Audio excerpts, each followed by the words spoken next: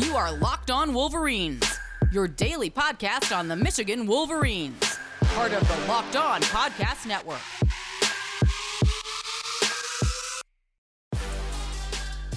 Happy Wednesday. We're back and doing it. Locked On Wolverines podcast, part of the Locked On Podcast Network, where it is your team every day. I'm your man on the ground, as a whole publisher of Wolverines Wire. And as promised, we have the man back himself. That's Anthony Treash, main dude over there covering college football for PFF, Pro Football Focus, whichever you want to call it. Thanks for coming on, Anthony. Really appreciate it, as always.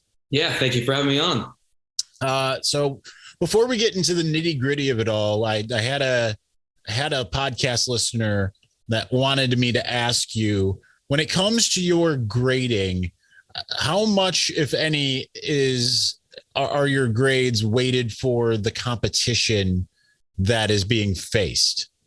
Yeah, that's a good question. Not at all. And in college football in particular, that's what I really stress. Because if you look, you'll see it like the first 2 to 3 weeks of the season. You'll just see some of these teams that play far lesser competition.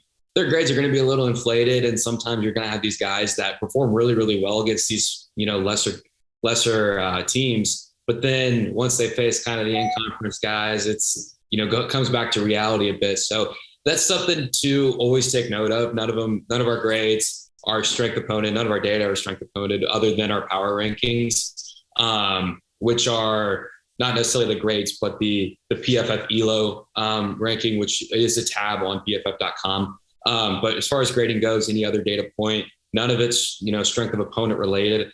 So that's definitely something to always keep in mind. And I'm sure hearing about, I'd say after these next 2 games, Michigan's going to have a lot of those guys. And a lot of those guys are probably going to continue that success, but maybe a couple of them come back down to earth a little bit just because, they are playing lesser competition. But it's a very good question. And I think it's something that a lot of people just kind of assume is in there, but it's not.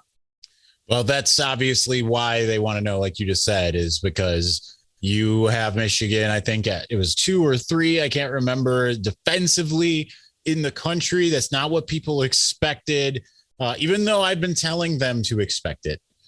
Granted, that might come down a bit. Like you said, when they play some tougher offenses, they've got a challenge in week 4 against Maryland. That certainly could affect that. But nonetheless, what did you see from this Michigan defense in particular? Were you surprised when you saw the stat line, 7 sacks, 11 tackles for loss, a bunch of different guys getting involved, people who weren't on the roster last year, like Yabi Anoma, or a guy that was a wide receiver a year ago, and Mike Saden still. They were the sack leaders for a minute. I mean, still technically they are, but they were the only 2 with sacks for Michigan for a minute.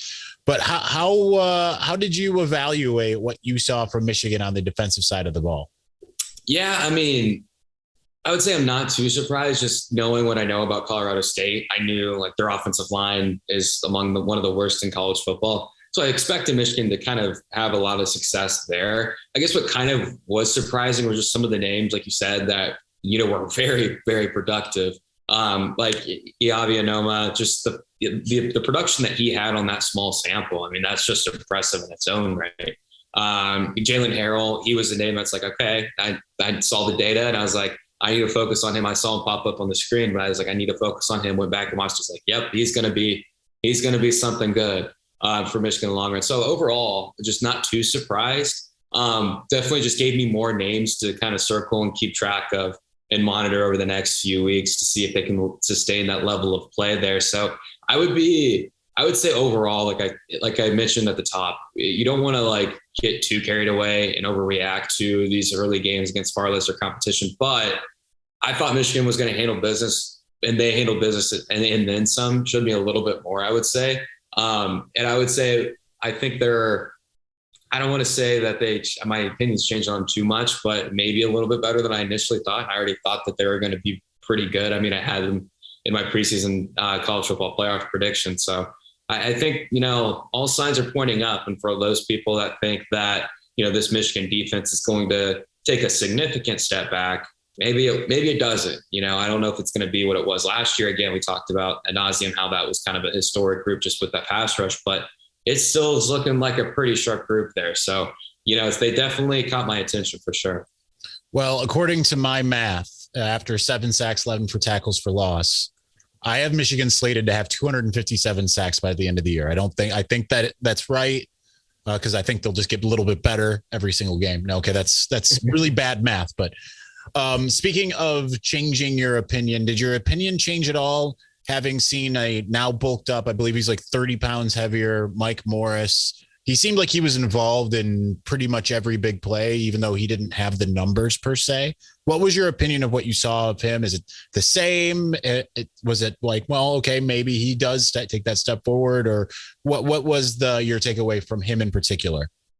Yeah, I mean, honestly, you could probably say just about every single player from Michigan's front seven, you could say they showed something. But I would say with Mike Morris in particular, just considering what we have seen from him, I still want to see a little bit more. Like I mentioned, Anoma, I mentioned Jalen Harrell. Those are the two guys that really kind of piqued my attention up front.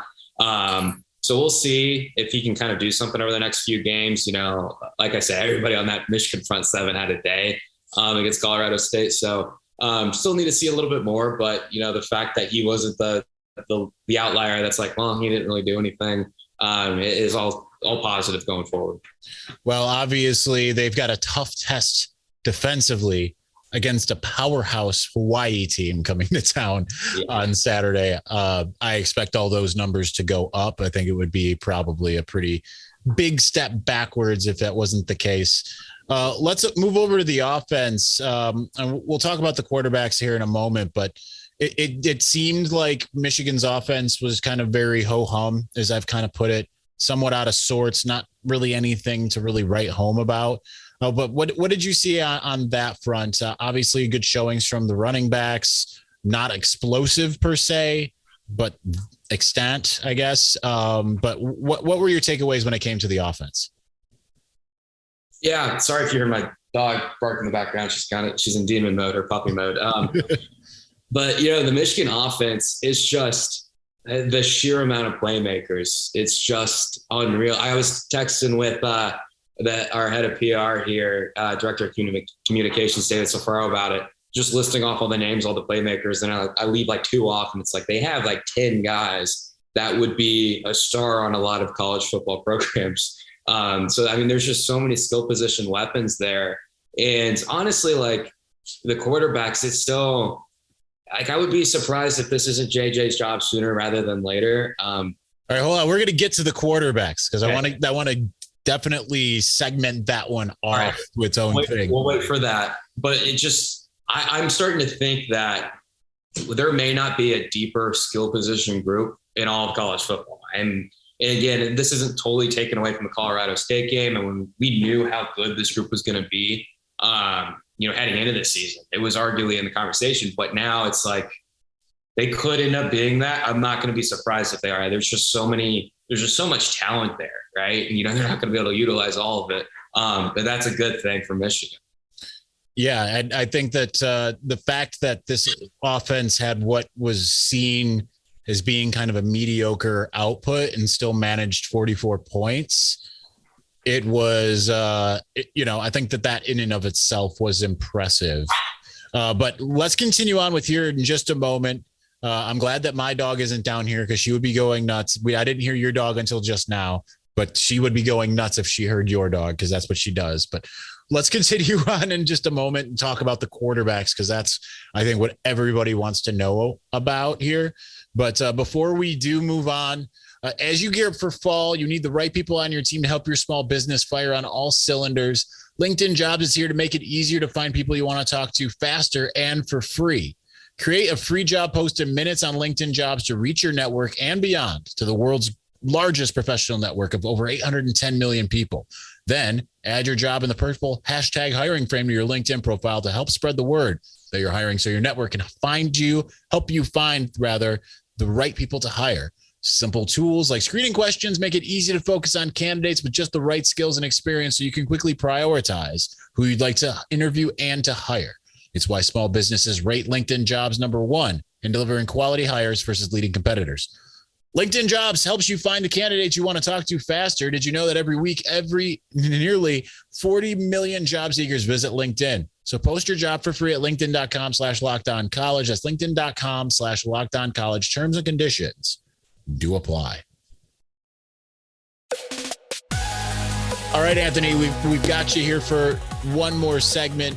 Probably won't go super long here with you, but like I wanted to discuss the quarterback situation. I went into this season thinking, personally, it's going to be Cade. I had heard, just talking to people who have seen fall practice, and then you have the Big Ten Network stuff that was coming out saying that Cade was going to be the guy.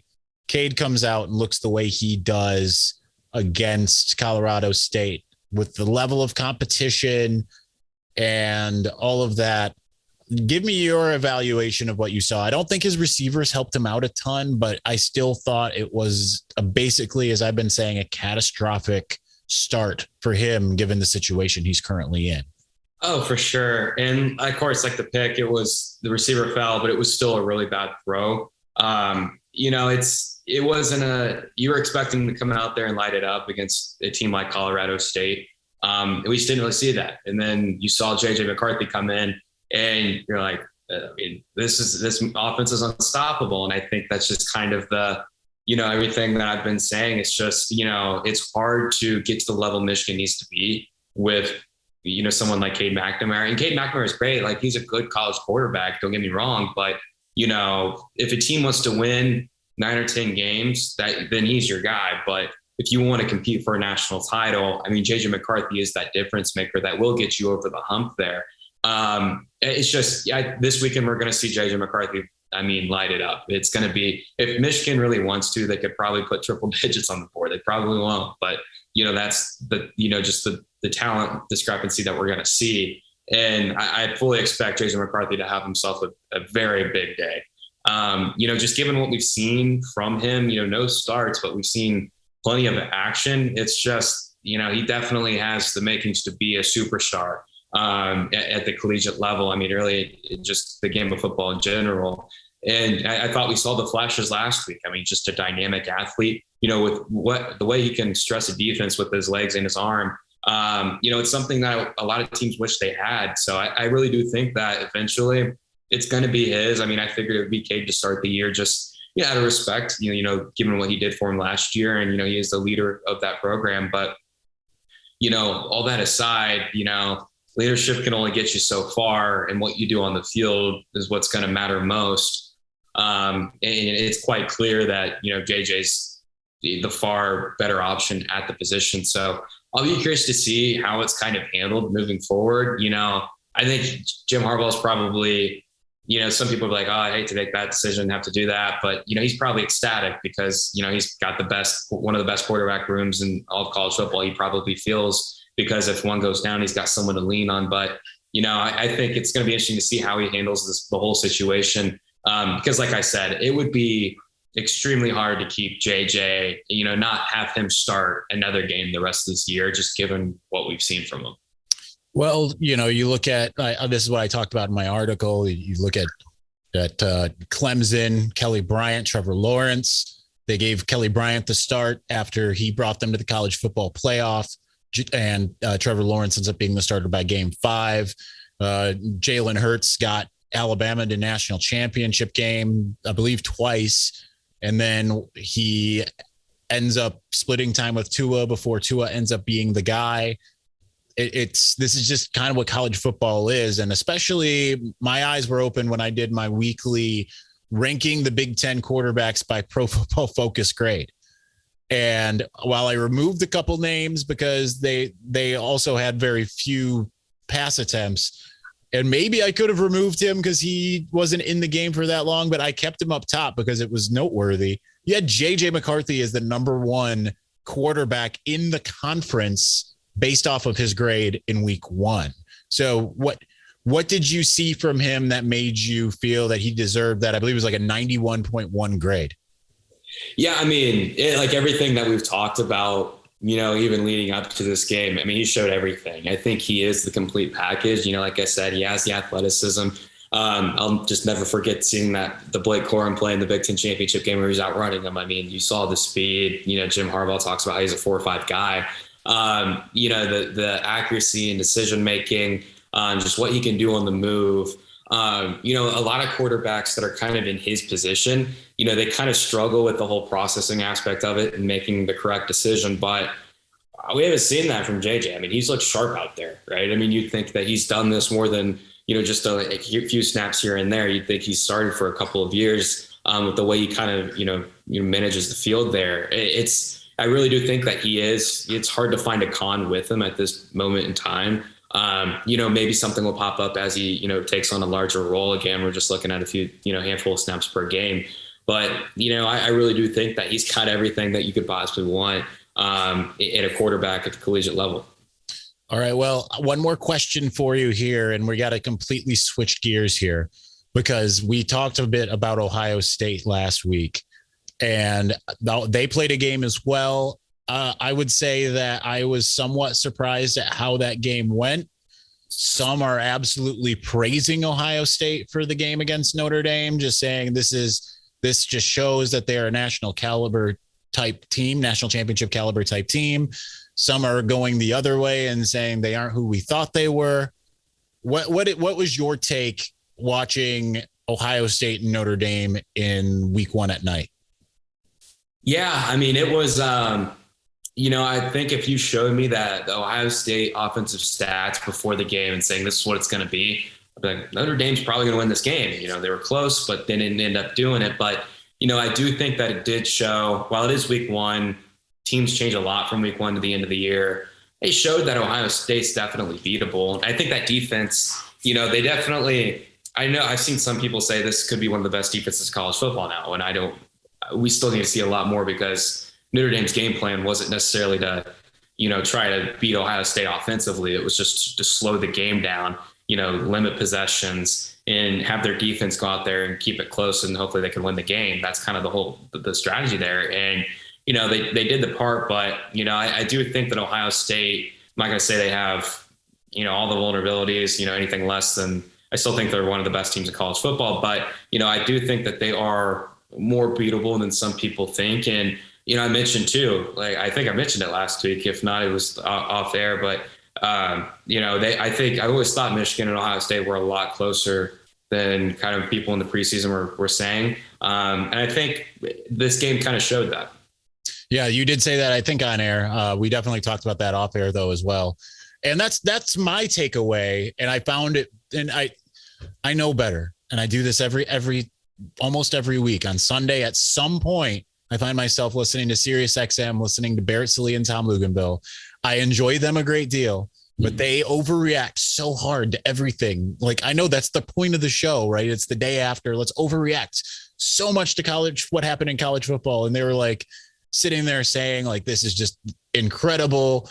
Barrett Sallee gave Ohio State an A+. And I was like, did you watch the same game as I did?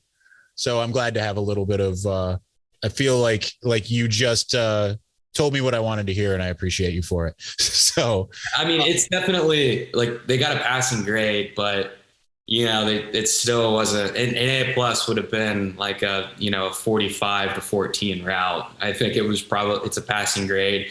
Whatever you classify that as, whether it's a flat BAC, whatever. But yeah, it's definitely, I still think I wouldn't be surprised if they had a few close calls outside of the Michigan game again this year. It's going to be, I think they're just a fascinating team where I could see them slipping up once or twice. I think it makes me even more confident that Alabama is definitely the best team in college football though. I mean, them and Georgia, they both look really impressive. So but things change in college football. Always seems like we think we get a good handle a couple weeks in, and before you know it, I don't think you've been on this train, but certainly college football media at large at times has been. A couple weeks in, we no longer have North Carolina going to the college football playoff, right? But it seems like every year we forget those lessons as a media community at large. But anyway, thank you, Anthony. Appreciate you coming on, man. Yeah, of course. Thank you. All right. And coming up next, we're going to bring in Clayton Sayfie from the Wolverine. We're just going to chop it up. I don't have any plan as to how that's going to go, but we're going to do it. So stay tuned for that.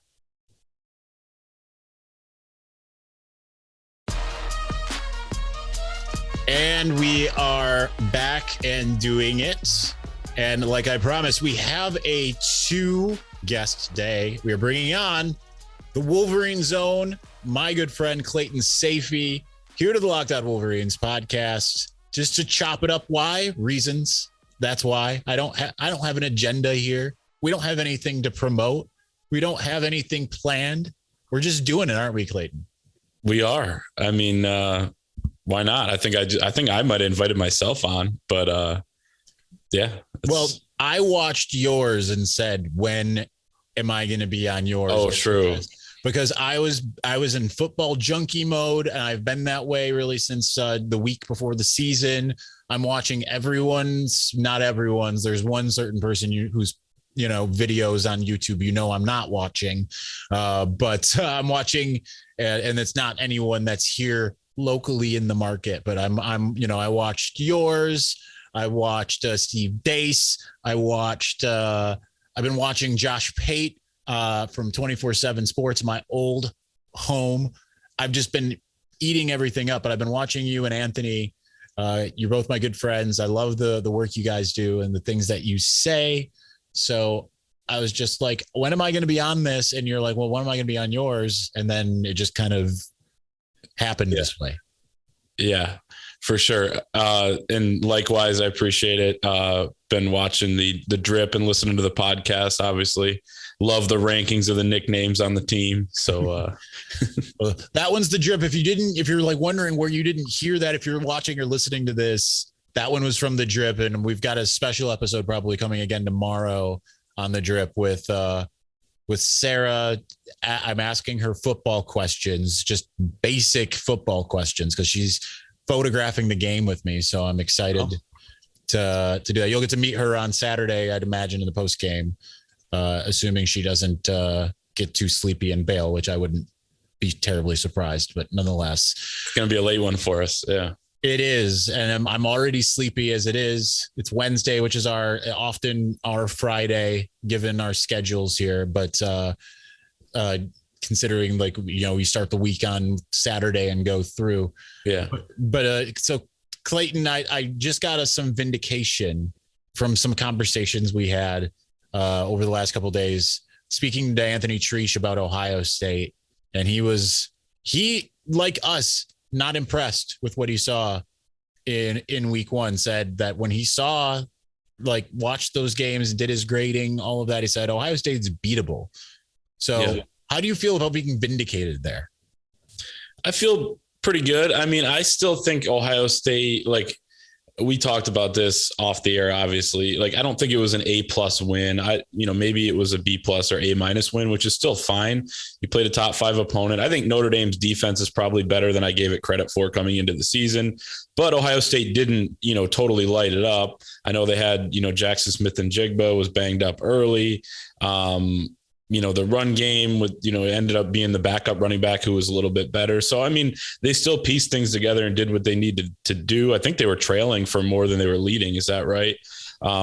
Yeah, they were. It was 10-7 at halftime. I believe they got the 3-0 lead. Notre Dame did. And then Ohio State got a touchdown. Notre Dame got a touchdown. I think that's how that went. I don't remember exactly, but they did hold the lead, it seemed, for the majority of the game. Right. So the differentiator to me is now I'm the leader of the CJ Stroud fan club. I mean, I just think he's so good that he's going to make up throughout the rest of the season, as they kind of get better in other areas too, for, whatever other deficiencies they have. I mean, he can't do anything for that defense, but it looked better. I thought Notre Dame, probably not a great offense. I know people are now coming after Tommy Rees after that game too, but I don't know. I agree that Ohio State definitely looks beatable. They look human, which is kind of a good thing, because sometimes they don't, honestly. I mean, sometimes you watch Ohio State play, even the week before they played Michigan last year, they didn't look human. And we were like, man, I still thought Michigan had a chance to win that game, obviously, but it was still like, okay, I mean, this is going to be really, really tough. It was, but they are beatable. I agree with that. I still think they're going to be really good and probably undefeated heading into that last game of the season. 3-9 season for Ohio State. You heard it from Clayton Sayfie. So Michigan fans rejoice at that. Ohio State fans watching on YouTube, because for some reason you do that. You can find him at Sayfie on Twitter, Instagram, all that stuff. Let's talk about Michigan, of course. So quarterback situation. I'm just curious as to your take on what the situation is as of now. I've put forth my opinion, which honestly was a changed opinion this week. Not to be too reactionary, but I have been saying that it was a catastrophic start for Cade McNamara. That's the word that I've been using, and I'm sticking with it. What is your take on kind of where this quarterback competition is? So I saw that you said catastrophic. I wouldn't go that far. I mean, I respect obviously the take. I think that it's amazing what 1 week has done. Like, I thought coming into this that probably Cade McNamara would be your starter for at least the first 4 or 5 games. That takes you through Iowa. Then you figure out what happens there, that they would both play. Now it feels like to me that it's not JJ McCarthy's job to lose on Saturday night, because, I think that would be a bit of a stretch and probably reactionary, as you said. But I feel like he's probably the favorite at this point. And it sounds crazy to say, because you kept hearing about how Cade McNamara was the most improved player on the team, all that sorts of stuff coming out of camp. He felt like he was ahead. And then here was JJ McCarthy, who wasn't healthy until the end of summer, and the rise that he's made to even get himself in position to do this, like to start a game 2. He only had 11 snaps last week. We have to keep that in mind. I mean, he looked really good, and I thought he looked loose, more comfortable. The game slowed down for him compared to last season. But maybe we're overreacting a little bit to Cade McNamara's performance. He did have a couple good passes. It was Colorado State. They didn't air the ball out. Neither guy threw really downfield much at all. So I think we see what happens Saturday. We're not going to learn a ton from that either, because Hawaii's, one of the worst teams in the FBS. But I think, if both guys play well, it's going to be a really tough decision for Jim Harbaugh. And if it's JJ who gets more run and still looks like he did last week, I'd probably bet on him starting game 3, which I didn't expect to say a week ago or a couple weeks ago. So yeah, that's where I'm at. I still think it's catastrophic, but it doesn't mean that for Cade, that's it for his job, but he essentially needs JJ just to look okay. Yeah. And here's the thing too, like, even if JJ starts game 3, I still think we could see Cade for a drive or 2 here or there. Like, he's not going to mix in for 1 or 2 plays like JJ to kind of give that run game element. We all know that mixing him in isn't as advantageous as mixing in JJ McCarthy, because he doesn't have the run game element. But I think we could still see him get some work in some of those games the next few weeks. And then if JJ struggles at any point, or if Cade ends up being the guy that plays better, I think he could start some games down the road too. This thing's not ending in the next couple of weeks, even if they do decide a game 3 starter, which I guess you have to, because someone has to take the first snap, unless Jim Harbaugh goes with another unconventional, way of doing things and puts both guys on the field at the same time. But I don't think this thing's going to be over either. I think Cade McNamara, I would never count him out from anything at this point, especially a job that he has once held and still technically kind of does hold, Well, I say that there likely is going to be a official 100% secured in stone starter by Iowa, because that's going to be the toughest defense that Michigan probably plays all year. You need to kind of go into that game having a good plan. But like you said, anything can change. Before we let you go here, what's the thing that you think coming out of week 1, what surprised you the most? And I know that's really putting you on the spot, but it's my show. I'll do what I want. That's fair. You are the host. One thing on offense was probably, the offensive line was a little bit banged up. Obviously they didn't have Ryan Hayes, and sounds like he'll be back on Saturday, according to Jim Harbaugh on his radio show. So that's good. And then obviously Carson Barnhart got hurt in, I believe, the second quarter. So they weren't playing at full strength, but I thought they allowed a little more pressure than I thought they would. Colorado State's defensive line isn't bad, actually, for a Mountain West defensive line. If you look at it, they got some transfers in there that have done good things, including a guy from Rutgers. So, but I thought it was a little, too much penetration probably. And then on the defensive side, in a good way, I got surprised by the defensive front. I mean, guys were rotating in left and right. You saw Iabi Anoma get a sack on his first snap. You saw Braden McGregor in there, thought he could have finished better on a couple of plays, but pressure was coming from everywhere. They blitzed a lot, which was surprising to me because I didn't expect them to show a ton maybe in that first game. But I mean, as Jim Harbaugh said, 7 sacks, and he's kind of counting at 8. And I don't know how it's not 8 because Mike Morris's strip sack, I mean, it wasn't I don't know how that's not counted as a sack, but they had 1 sack in the opener last year. And it's crazy to think back, but actually the sack numbers for Michigan, if you look at sacks per game, they were around 50th in the country last year. So they're probably going to be better than that this season. And I said that even coming into the year, but now with one game with, 7 sacks under their belt, and 2 with just the amount of guys they can throw out there and pressure the quarterback, I think they'll be just fine in that area. So I was surprised in a good way by that. And then the speed of the defense, the tackling by the secondary, I thought was good too. So a couple of things that surprised me, I guess, but it went kind of according to plan. I guess the other things that surprised me was Cade and just how tight he looked. But, we kind of already plowed that ground thoroughly, as Jim Harbaugh would say. Well, that's all we got.